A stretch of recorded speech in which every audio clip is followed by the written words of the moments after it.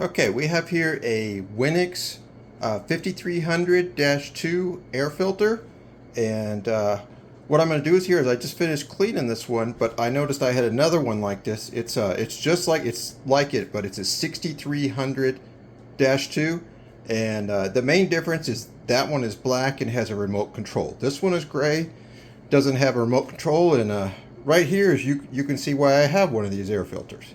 Anyway, let me show you what was going on. The other one was making a sound, a running sound, a tick tick tick tick tick as the fan blade goes around. And so I was wondering what that was caused that. So I decided I'd take it apart and see if I could fix it. And one thing I noticed, and I'm going to show you here if I can. If you look here in the top, you can see there's a squirrel cage fan down there. And I'm sorry this is so bad, but you can barely see it down there moving. I noticed see how that one is spinning fairly smooth? It was wobbling like crazy. So I decided to take it apart and see if I could fix it. And tell you the only problem with it was when they had it in the factory, they put the bolt that holds the squirrel cage fan on was real loose. So it was wobbling in there, and that's why it was making the noise.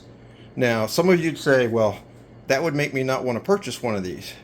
But it's such an easy fix, and these have been the best air filters I've ever had. Tried Honeywell, lots of other things. These, in my opinion, are the Toyota of air filters. They're a little bit more than some, but they're very well made and so easy to take apart. In fact, I'm going to show you right now what's necessary to take it apart. Okay, first we're going to just grab here. And this is just like you'd want to do to change the filter. And then you've got your two clips here. Pull that apart. And I usually like to have the charcoal filter in front of this filter in such a way that I have the tabs out. So it's real easy. I just pull the tab. And actually, at this point, it's also a good idea to turn it off and unplug it. Now, you'll notice here this isn't the typical filter that goes in this model. This is a washable filter. It cost about $15–20 more than the Winix filter, but I just soak it in the bathtub with a little laundry detergent, and you can get up to 6 uses out of it. Okay, now, once we get to that part, I'm going to show you. There's a screw deep in here, one here, and one here. So we're going to take all 4 of those out, and I'll show you the next step. I'm going to pause the video while I do that.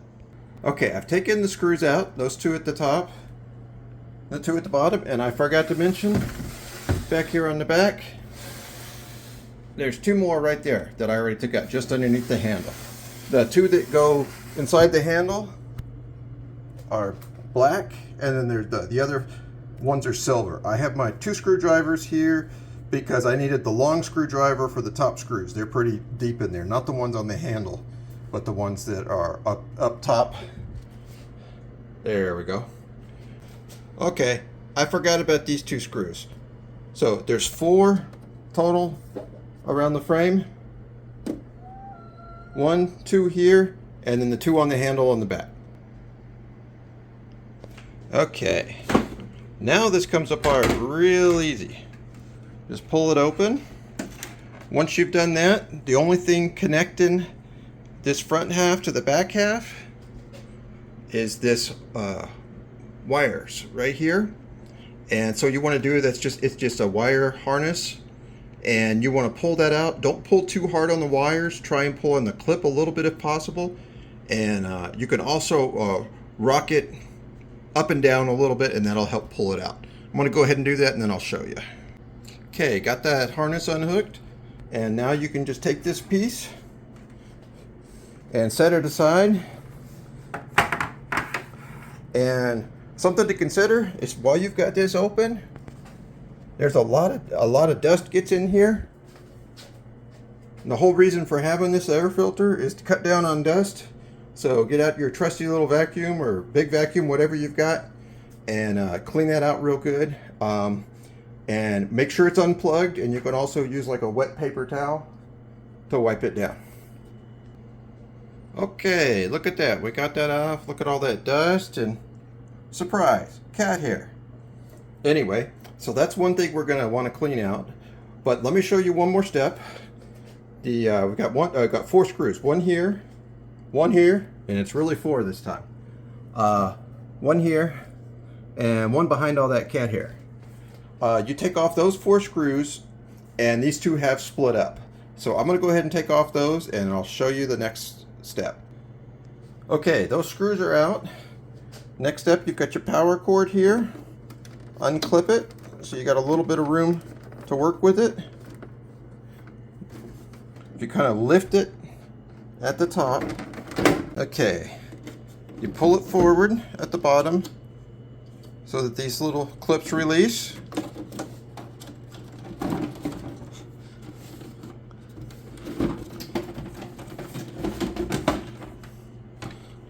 And now there's enough cord, you should be able to just lay that down. Okay, now you can see the inside of the back half of the unit where the vent for the air going out is, the clean air. So you want to dust back in here real good. You can dust all this. Now on mine, what was loose, and luckily it's tight on this one, but this little bolt, which is a 10 millimeter, was loose. So take your 10 millimeter socket and tighten that up. I'm going to take this one off just because this is a good opportunity to clean this squirrel cage fan and get underneath there and clean it out real good. So take off that bolt, take off the washer so you don't lose it, and voila, how easy is that? And then you can probably, oh, don't forget in this washer too. In fact, I'm going to leave this washer right here on top of the motor so I don't take a chance on losing that. So then I can clean my squirrel cage fan real good, and I can clean underneath it and everywhere else in here. Get rid of as much of that dust as possible. Okay, I got the 2 back halves cleaned up. So I'm going to go ahead and grab my fan that I cleaned up as good as I could. Fan blade. Now, it only goes on there one way. There's flat sides on the side of this bolt. So you kind of just put your fan blade on there and then turn it a little bit and it'll slit down on the post. Okay, get my washer here.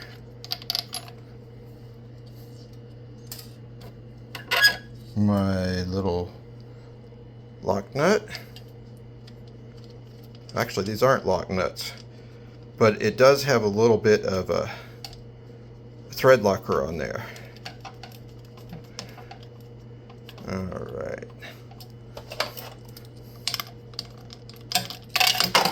I knew that was going to happen.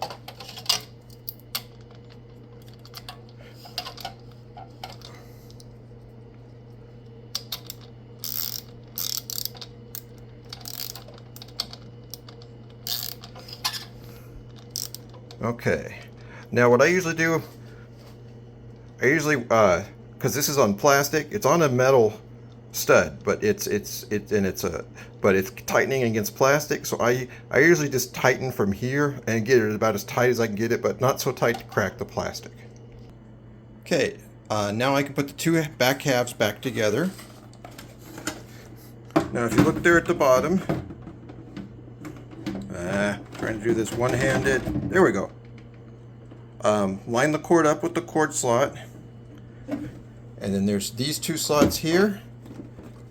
Slide those in.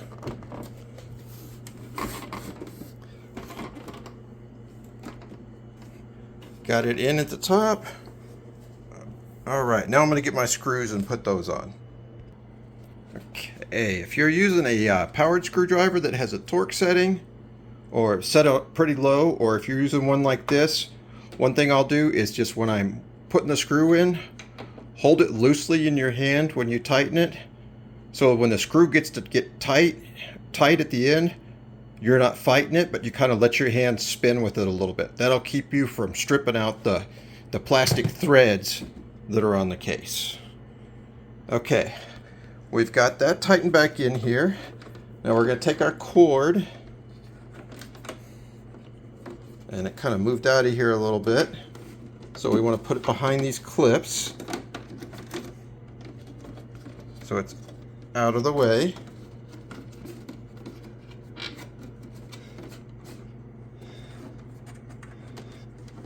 Let's see, I wonder, yeah. Put those, don't want those going back in there. Okay, and then I haven't dusted this side yet, so I'm going to dust this side. And then I'm also going to dust the inside here that I haven't done with before I put it back together. Okay, just for future reference. Oh, well, let's see. I'm trying to get this in focus. I don't know if you can see that, but there's a clip on top that holds this in. That's why I had such a hard time getting it out. So while you're pulling on it, try and push up on that clip so it releases. The other unit I have didn't have that little clip, but this one for some reason does. So if you're having trouble getting it out, try squeezing it at the back and pulling. Okay, I'm going to go ahead and put that back in there. Okay, once you get that back in there, try and look at all your holes where your screws are going to go through. Make sure you don't have any wires. They're going to get pinched when you're putting it back together. Oops. Got a little piece of paper towel there. And get rid of that. So got all the cat DNA out of there that I could. Let's hope it's enough. Alright, looks like it went on there nicely. Okay, I'm going to show you what I was talking about with one of these screws. I'm going to try and do it while holding the phone. Let's see how well this works.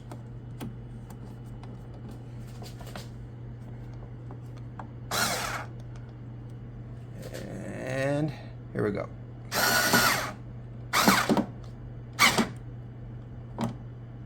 Yeah, you could probably see it turn a little bit in my hand, so that's good. Okay, I got my 6 screws back in place. 1, 2, 3, 4, 5, 6. Those are the silver screws, and then the 2 black screws that are behind the handle. So we'll put our filter back in. Things one-handed is a little hard. Okay, here we go. There. Cover. Woohoo. Okay, let's see if it works.